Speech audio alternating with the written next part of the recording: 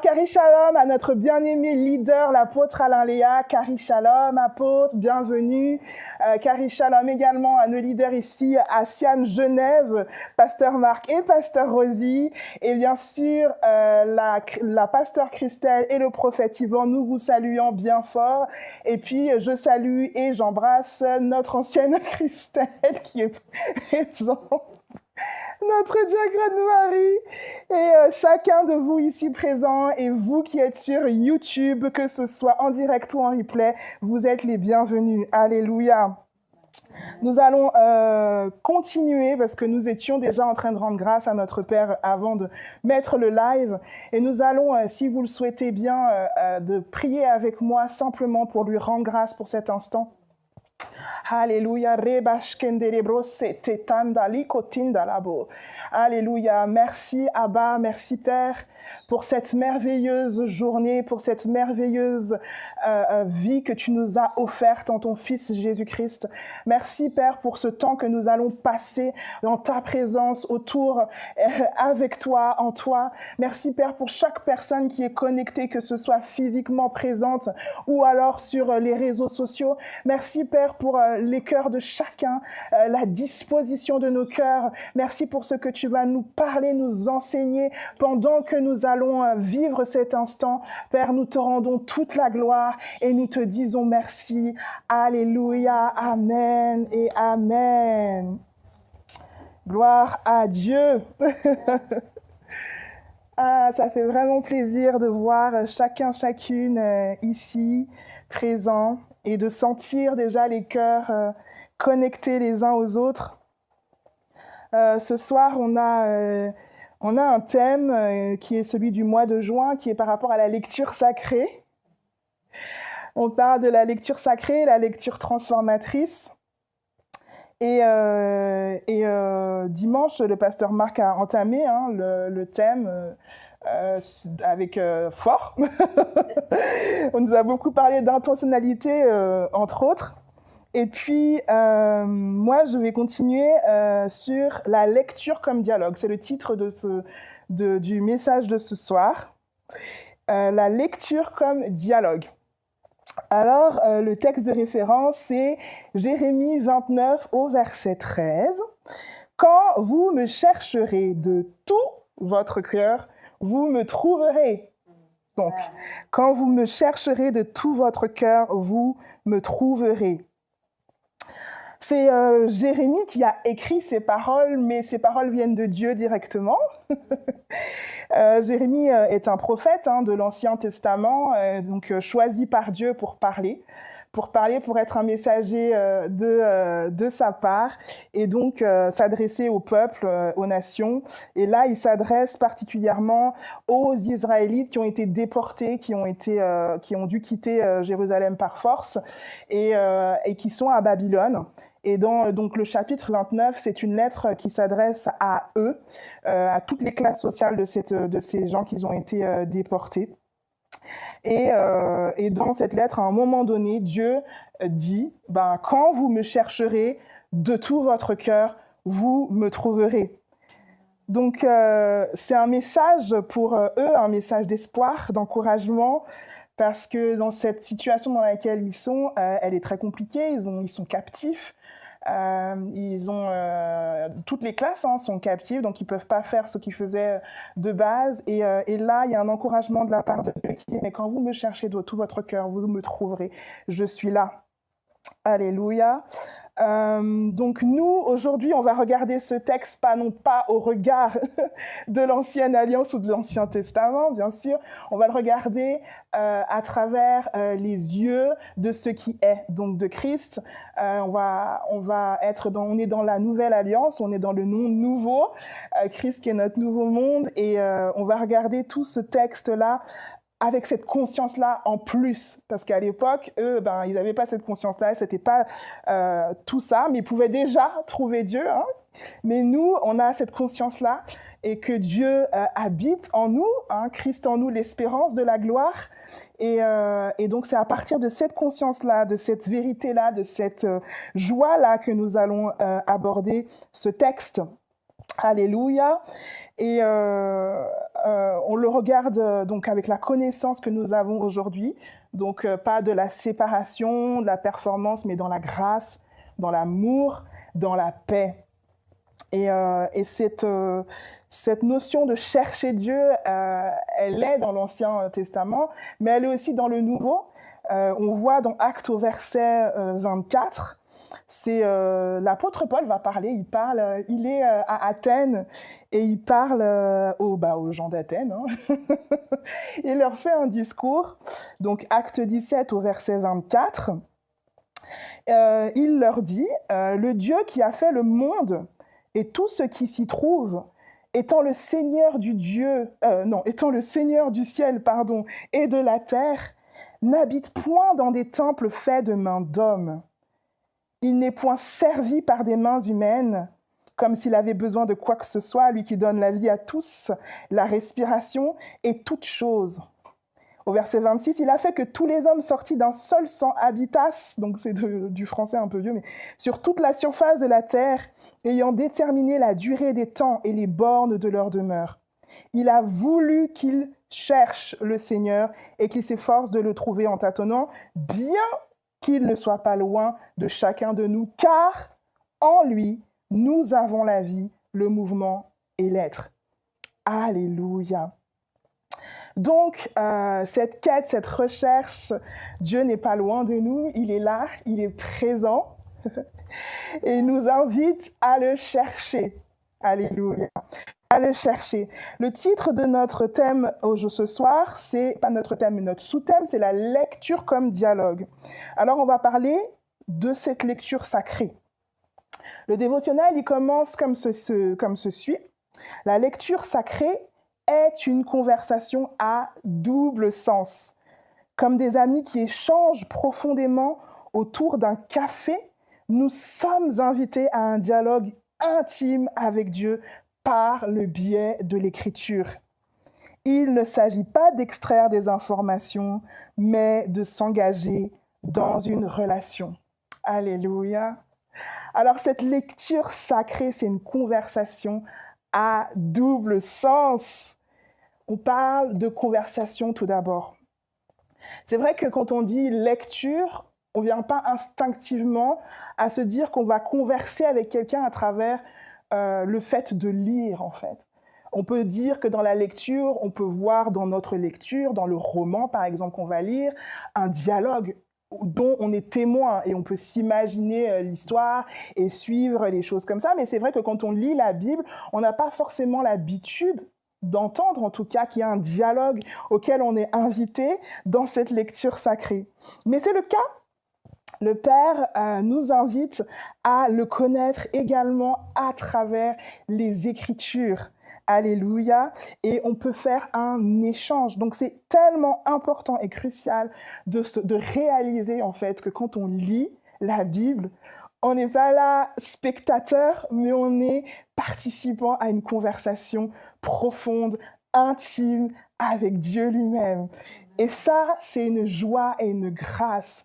À partir de ce moment-là, il y a tout un monde qui s'ouvre à nous et qui nous permet de réaliser que le Père veut parler avec nous, s'entretenir avec nous à travers notre lecture, qui devient une lecture sacrée, vivante. Alléluia. Alléluia. Donc la lecture, comme on vient de dire, c'est pas seulement extraire des informations, récolter des informations comme ça, mais c'est une rencontre avec le divin, un dialogue, une conversation à double sens. Et cette conversation à double sens, pourquoi ? Quand on parle de conversation, il y a 2 personnes en général, 3, 4, en tout cas on est plusieurs. Et là, on parle de nous, donc on est nous avec Dieu, l'être Dieu, dans le Fils, face à face au Père, par l'Esprit. Et on est là et on commence à lire et on pose des questions à Dieu, on lit le texte qui est devant nous. Et le côté double sens, en fait, nous permet de voir qu'il y a 2 choses dans la conversation. Il y a 2 actions, si on peut dire les choses comme ça. Il y a écouter et il y a parler. Et chaque personne va avoir un temps. Il y a un temps de parole et il y a un temps d'écoute. Alléluia. Donc, quand tu lis, tu vas avoir un temps, toi, d'écoute et tu vas aussi avoir un temps de parler. Alléluia. Et tu vas parler à qui? À Dieu lui-même en face de toi, à l'intérieur de toi. Et tu vas lui parler, en fait. Donc, il y a deux actions. Et ces deux actions, elles sont vraiment intéressantes parce que c'est bizarre, on peut se dire, oui, non, mais une conversation a un double sens, ça se répète. Pourquoi on est obligé d'appuyer sur le double sens? Parce qu'on a tendance parfois, dans nos lectures, à lire de façon avec un seul sens. C'est-à-dire que moi, je parle, je lis, ou je pose des questions à Dieu, ou je dis tout ce que je pense, et puis il est là en face de nous, puis on a fini là, et puis on a quitté la conversation. Elle a été à un seul sens, parce que nous, on était là, blablabla, bla, bla, bla, bla, et puis on n'a pas forcément écouté, ou on n'a même pas demandé peut-être son avis, ou qu'est-ce qu'il voulait nous dire, ou attendu, ou écouté. Alléluia. Et puis des fois, ça peut être aussi juste simplement de l'écoute, ce qu'on a et on est en train de lire, on écoute ce qu'on est en train de lire, parce que des fois, le plus souvent, on aime lire à haute voix ou même de toute façon à l'intérieur, on écoute ce qu'on est en train de lire. Et des fois, c'est une écoute qui est un peu... on écoute simplement, mais on n'interagit pas. On est là, ok. Mais c'est pas grave. Mais c'est juste de comprendre qu'il y a ces deux sens-là, en fait. Il y a cette grâce que nous avons, c'est cette interaction-là. Donc, écouter et parler. Et là, on est invité vraiment à avoir cette écoute, cette discussion, ce parler. Alléluia. Donc l'écoute est vraiment capitale, mais aussi parler, ouvrir son cœur est capital dans ce dialogue avec lequel nous sommes avec Dieu. C'est bien sûr lui qui l'initie, parce que depuis le départ, c'est lui qui a initié toute chose et qui a créé toute chose. Et c'est lui qui a voulu être en relation avec lui, avec nous. C'est lui qui nous a créés, qui nous a donné la vie et qui a insisté, quand je dis insister, c'est une façon de parler, mais qui a insisté en envoyant son Fils unique pour qu'on puisse être réconciliés avec lui et avoir cette union, cette réconciliation et pouvoir discuter face à face ensemble, communier, relationner. Alléluia. Donc, il ne s'agit pas, donc je termine par ça, j'ai déjà dit, mais il ne s'agit pas d'extraire des informations, mais de s'engager dans une relation. Ce qui nous emmène à la deuxième partie d'un engagement qui est total.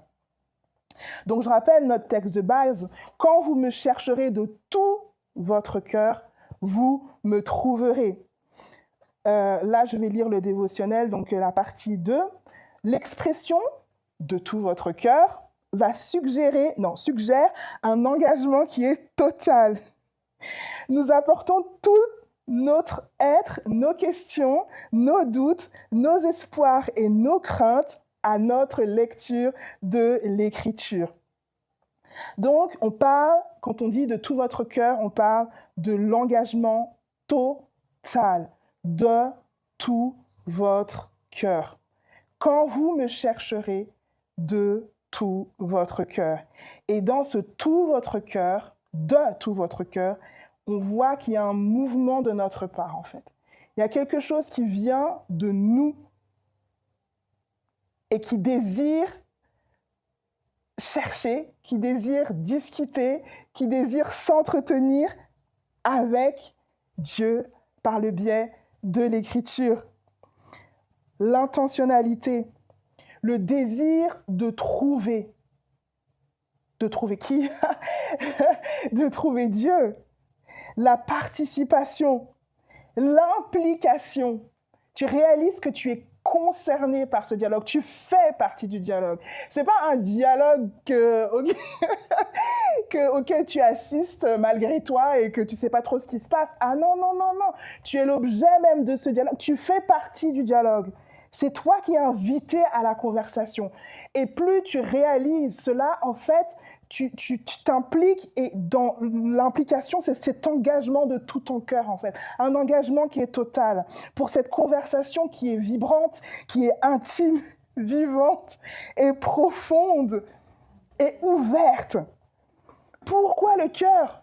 Parce que le cœur, c'est là le siège de nos pensées, de nos émotions. C'est là où le Père va nous parler, en fait. Il nous parle dans nos pensées. Alléluia. Et il désire que notre implication soit totale. C'est comme dans une conversation que nous avons avec notre bien-aimé, que ce soit des amis, que ce soit quelqu'un que nous aimons de façon amoureuse ou quoi que ce soit. On est posé, on prend le temps et on est dans une conversation où notre cœur est impliqué, en fait. Où on est dans l'attente de ce que notre bien-aimé, notre ami, notre sœur, notre frère va nous dire. On est quasiment suspendu à ses lèvres quand on apprécie cette personne particulièrement et on est engagé dans cette conversation. Nous ne sommes pas comme passifs en attendant que le temps s'arrête et que l'autre finisse de parler pour ensuite, toi, sortir ce que tu avais à sortir sans même écouter ce que l'autre a eu à dire. Il y a cet engagement-là de tout votre cœur. Ça nous rend également attentifs à le voir et à l'entendre lui. Parce que nous avons cette capacité, cette capacité à être distrait.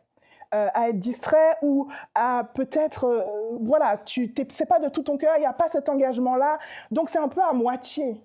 Et donc c'est pour toi, parce qu'après quand toi tu es là et que tu fais face avec les Écritures et que tu veux faire ce dialogue-là avec le Père, tu es un petit peu déboussolé ou à côté et tu passes à côté de ce qu'il est en train de te dire, en fait, parce que tu n'as pas prêté attention. Ce n'est pas une condamnation, c'est juste pour s'éveiller à cela, en fait.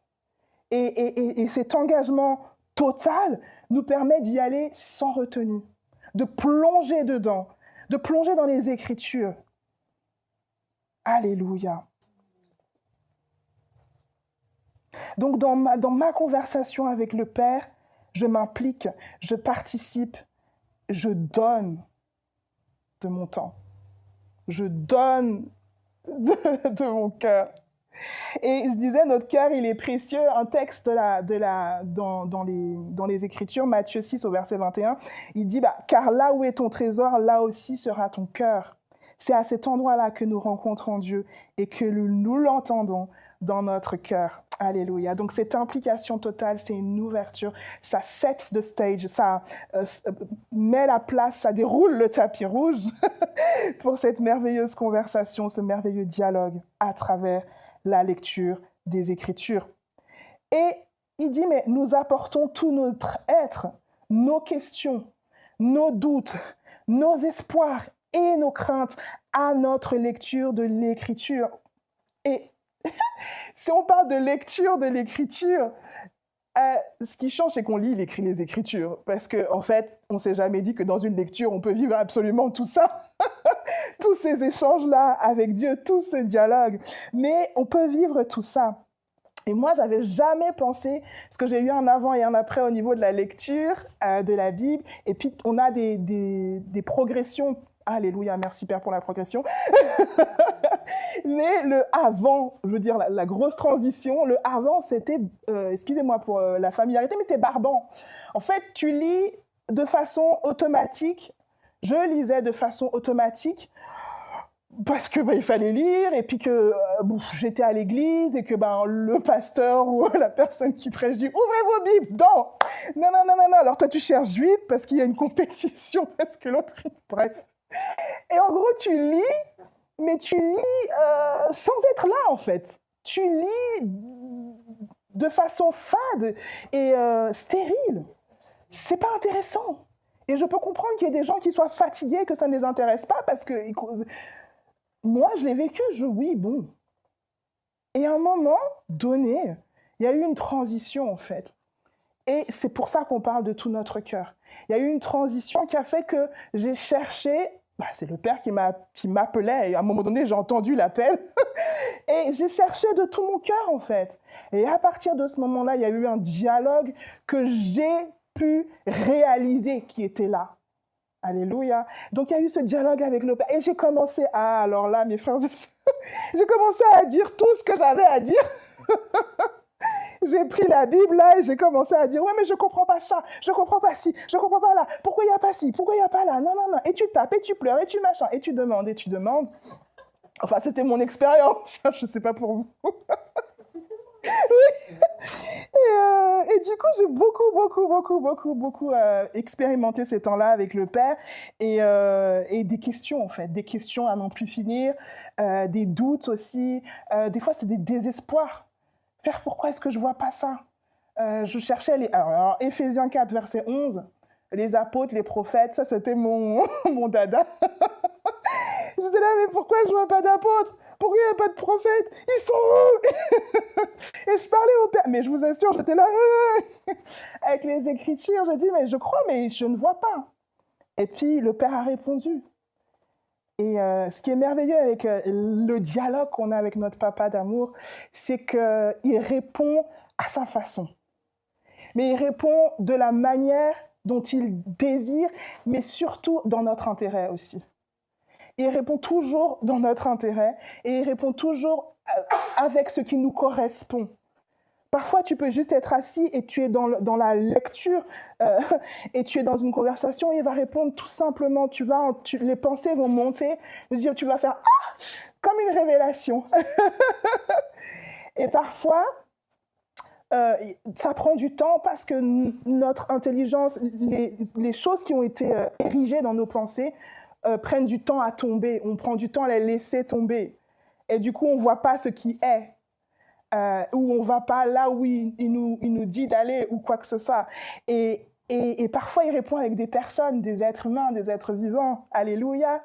Moi, il a répondu à travers nos pasteurs au départ. Et jusqu'à aujourd'hui, je veux dire, c'est pas comme si que... Mais il a répondu à travers les pasteurs parce que je posais ces questions-là et il y a eu des réponses à travers eux. Et puis après, à travers eux, nous avons connu l'apôtre Alain Léa. Et elle dit, Alléluia! Il répond vraiment.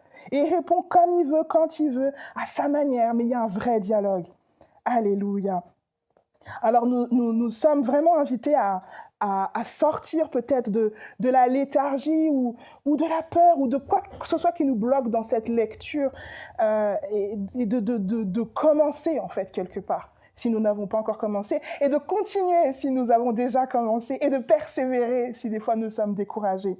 Alléluia. Parce que le Père a vraiment choisi et désire nous parler.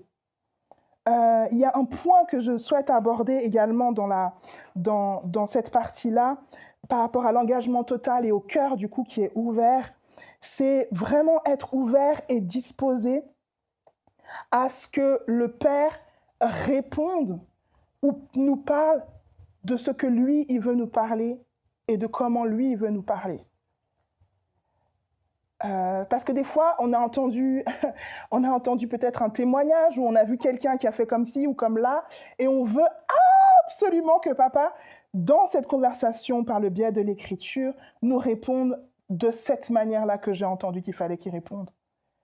Mais comme je l'ai dit tout à l'heure, soyons ouverts en fait à ces réponses. Parfois, c'est à travers une prédication. Parfois, c'est à travers un frère, une sœur qui vient vers nous. On était en train de réfléchir, méditer avec le Père là, sur cette lecture, sur ces écritures. Et puis tout d'un coup, un frère, une sœur sort un truc. Et toi, tu es là, waouh, il m'a répondu. Alléluia!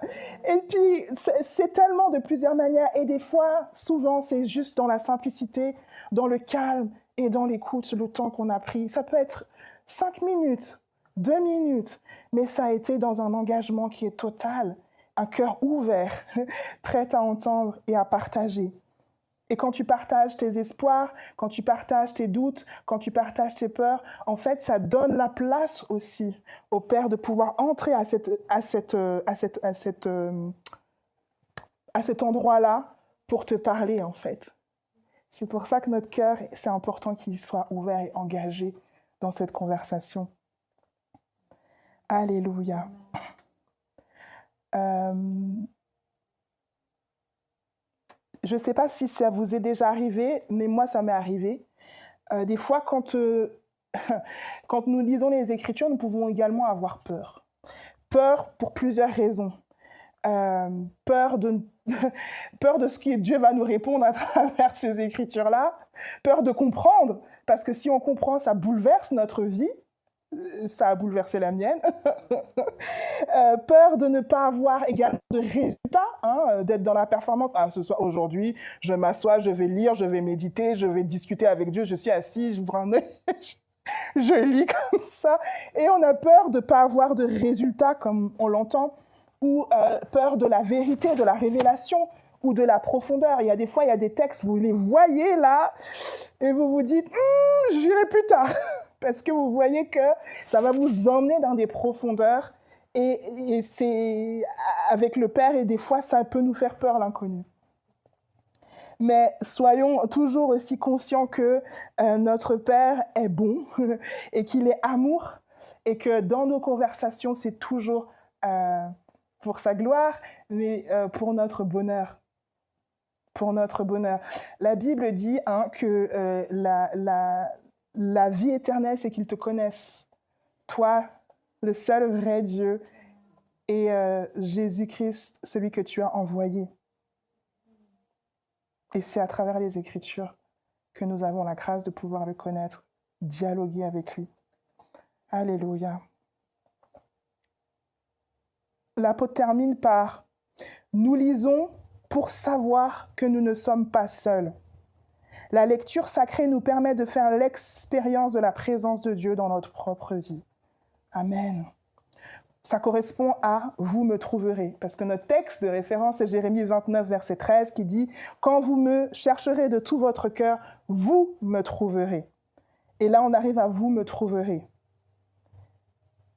C'est tellement fort parce que tu réalises en fait que tu n'es pas seul. « Vous me trouverez », ça veut dire qu'il est déjà là. C'est toi qui vas juste ouvrir les yeux pour voir qu'il est là et discuter avec lui. Il est déjà là il est déjà, en filigrane dans les Écritures. Ça arrive parfois quand on est en train de commencer une lecture et l'Esprit nous fait monter à nos yeux, nous fait comprendre ce qu'on est en train de lire. On dit « Oh, waouh !» Et il nous parle à travers. T'es là, t'es choqué en fait, parce que tu dis « Mais c'est pas possible !» Et ça nous est tous arrivé, je crois. J'ai lu ce verset depuis 15 ans, je lis ce verset. Aujourd'hui même, je découvre ce que ça veut dire. Et puis dans 15 ans plus tard, tu vas découvrir ce que ça voulait vraiment dire et tu vas encore progresser. Mais voilà, et il te fait sortir l'écriture comme ça devient vivant là. Comme dans les films avec les lettres qui montent comme ça. Bon bref. C'est une image, hein. J'ai pas vécu des lettres qui montaient, peut-être d'autres gens, mais moi non. Donc, il est présent, en fait. Vous me trouverez. Alléluia. Et je vais donner un exemple qui est monté quand je préparais. Au début, je n'ai pas trop compris, donc j'ai cherché un petit peu. C'est celui de l'eunuque éthiopien. Dans la Bible, dans les Écritures, Acte 8 au verset 26, on va le lire puisqu'on a quand même un peu de temps. On va lire l'exemple de notre bien-aimé frère, l'Éthiopien, l'eunuque. Donc, Acte 8 au verset 26. Merci, Père. Un ange du Seigneur, s'adressant à Philippe, lui dit « Lève-toi et va du côté du Midi, sur le chemin qui descend de Jérusalem à Gaza, celui qui est désert. » Il se leva et partit. Et voici, un Éthiopien, un eunuque, alors lui, il a un CV, ministre de Candace, reine d'Éthiopie et surintendant de tous ses trésors, venu à Jérusalem pour adorer, s'en retournait assis sur son char et lisait le prophète Ésaïe. L'Esprit dit à Philippe, « Avance et approche-toi de ce char. » Philippe accourut et entendit l'Éthiopien qui lisait le prophète Ésaïe. Il lui dit, « Comprends-tu ce que tu lis ?» Il répondit, « Comment le pourrais-je si quelqu'un ne me guide ?» Et il invita Philippe à monter et à s'asseoir avec lui. Le passage de l'Écriture qu'il lisait était celui-ci. « Il a été mené comme une brebis à la boucherie, et comme un agneau muet devant celui qui le tond, il n'a point ouvert la bouche. Dans son humiliation, son jugement a été levé, et sa postérité qui la dépeindra, car sa vie a été retranchée de la terre. » L'eunuque dit à Philippe, « Je te prie, de qui le prophète part-il ainsi? Est-ce de lui-même ou de quelqu'un d'autre ?» Alors Philippe ouvrant la bouche et commençant par ce passage, lui annonça la bonne nouvelle de Jésus. Et là, on voit ensuite que le frère l'Éthiopien, là, il est tout content et son cœur était tellement prêt qu'ensuite il se fait baptiser et pouf, Philippe est enlevé je ne sais pas où est-ce qu'il va, mais, enfin je ne sais plus, mais il est enlevé et voilà, c'est terminé comme ça. Et en fait, c'était frappant parce que j'ai réalisé que dans cette histoire-là, l'Éthiopien, en fait, il revient d'un moment d'adoration, en fait. Il est parti d'Éthiopie pour aller jusqu'à Jérusalem, c'est pas la porte d'à côté non plus. Donc, il a vraiment pris le temps d'aller adorer à Jérusalem parce que c'est tout ce qu'il connaissait, en fait. C'est là qu'on va pour adorer, c'est là qu'on va pour communier avec Dieu. Et donc, il avait une relation avec Dieu. Alléluia. On voit qu'il a un engagement, en fait. Ce frère-là, et il repart, alors qu'il avait déjà, entre guillemets, quand je dis déjà, ça fait comme si, mais adoré, il avait déjà passé tout son temps là-bas, il repart, il est tellement passionné qu'il est en train de lire le prophète Ésaïe sur la route, il le lit à haute voix. Et tu vois en fait que son cœur est dedans, qu'il a envie de comprendre, qu'il a envie de connaître, il chérit ces lectures-là, ce gars-là, il est passionné en fait. Il désire. Et, et en fait, il engage un dialogue avec Dieu à travers cette lecture. Peut-être qu'il n'était pas forcément conscient en train de se dire « Ah, je suis en train d'engager un dialogue avec Dieu ». Pas forcément, mais il était déjà dans cette relation intime avec le Père et il était déjà dans cette conscience-là de « Je sais qu'il y a quelque chose, je suis en train de chercher et vous me trouverez » et de tout son cœur. Et le Saint-Esprit, qui conduit dans toute la vérité, a parlé à Philippe, il lui a dit « Hey, va voir le frère là-bas, il a besoin de toi pour que tu lui expliques ce qui est. » Et là, j'ai dit, waouh, la lecture sacrée est une conversation à double sens. La lecture comme dialogue. Quelle grâce. Il a expérimenté quelque chose de merveilleux. Le Père a déplacé quelqu'un, l'Esprit a déplacé quelqu'un rien que pour lui, pour répondre à ses questions, pour répondre à ce dialogue. Il l'a entendu parler à haute voix, parler des mystères de Dieu, des prophètes Ésaïe, et ensuite il a reçu la réponse. Et la réponse, c'était Jésus-Christ. Il a vu, il a dit, oh, c'est Jésus-Christ. Et ensuite, il a accueilli la vie de Jésus-Christ en lui. Il a accepté dans sa pensée que, waouh, Jésus-Christ habite en moi. Gloire à Dieu. Et il s'est fait baptiser. Et ensuite, terminé, il est reparti joyeux. Voilà ce que provoque la vie dans notre lecture, dans un engagement total avec Dieu, dans un dialogue total avec Dieu pour le connaître. Alléluia. Alors pour terminer, je vous donne quelques suggestions. On en a déjà vu, mais d'abord, si tu te dis « Oh, moi, je veux lire, je veux méditer, je veux avoir ce dialogue avec le Père, mais j'y arrive pas. C'est pas la première fois que j'ai déjà lu, ça fait 15 fois que je lis et je comprends rien ici et là et tout. » Moi, je vais te dire que d'abord, accepte simplement que le Père veut te parler. Parce que dans ta tête, si tu crois qu'il ne va pas te parler, il ne veut pas faire un dialogue avec toi, en fait, tu vas continuer à te dire, bon, il faut que je... Non. Accepte qu'il y a une relation, qu'il y a un dialogue. Juste mettre, c'est la base. Oui, Père, tu vas me parler. Tu vas me parler. Et puis vas-y doucement, tranquillement. C'est pas une course, c'est pas une compétition, c'est pas une performance. C'est pas parce qu'un tel a lu toute la Bible 4 fois que toi tu l'as pas lu, que tu l'as jamais lu en entier et que voilà c'est fini pour moi, c'est trop tard. Je sais pas, moi j'ai 80 ans et voilà. Non. C'est un dialogue, c'est une progression, c'est une relation, c'est une intimité, c'est une joie, c'est un désir, c'est une rencontre. Et le Père se réjouit de ce moment-là que tu vas commencer avec lui. Prends ton temps. Patience, écoute. Et voilà, on a dit tout à l'heure, la façon de répondre de Dieu n'est pas toujours le même, il le fait en son temps. Laisse ton cœur être engagé pleinement, être disposé. Et le Saint-Esprit, il est là aussi pour nous guider, nous encourager, nous conduire dans toute la vérité. Et tu peux demander de l'aide au Saint-Esprit. Tu peux dire, j'ai besoin de ton aide. Je ne comprends pas. C'est toujours cette question d'engagement du cœur, de partager, poser des questions. Persévère. Alléluia. Persévère. Gloire à Dieu. Et tu peux aussi lire à haute voix. Lire à haute voix, comme l'a fait notre frère l'eunuque. Lis à haute voix. Amen. Je vous laisse avec cette réflexion d'aujourd'hui qui a été donnée. C'est comment le fait de considérer la lecture de la Bible comme un dialogue pourrait modifier votre approche et de quoi aimeriez-vous discuter avec Dieu dans l'Écriture aujourd'hui? Alors, c'est la réflexion. Nous allons prier ensemble et si vous le souhaitez, vous pouvez répéter après moi ou comme vous le souhaitez. Père, alléluia, merci de m'inviter à la conversation par l'intermédiaire de ta parole. À la conversation par l'intermédiaire de ta parole. Aide-moi à m'engager dans l'écriture comme un dialogue plutôt que comme un monologue. Que ta parole devienne un lieu de rencontre. Amen, amen, amen, amen. Gloire à toi, Père. Merci pour toutes les personnes qui vont expérimenter encore la joie de pouvoir dialoguer avec toi à travers les Écritures. Nous sommes infiniment reconnaissants, Papa d'amour. Alléluia. Amen, amen, amen. Alléluia. Alors, nous avons terminé pour ce soir. Merci à tous et toutes d'avoir suivi. Je vous donne quelques petites informations pour la suite.